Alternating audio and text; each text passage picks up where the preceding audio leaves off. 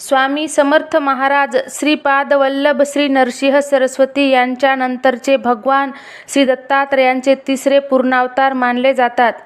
श्री स्वामी समर्थ या षडाक्षरी मंत्राचा नेमका अर्थ जाणून घेऊया. श्री म्हणजे स्वयं श्रीपाद विराजित सद्गुरू भगवान दत्तात्रेय स्वामी महाराज. स्वामी शब्दाची फोड केल्यास स्वाहा प्लस मी अशी होते.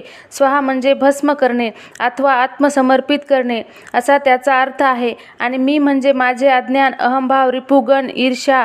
अर्थात स्वामी म्हणजे माझा मीपणा स्वाहा करा, तर समर्थ म्हणजे संसाररूपी भवसागर सहज तारून नेण्यासाठी माझे स्वयंभू शिवत्व जागृत करा.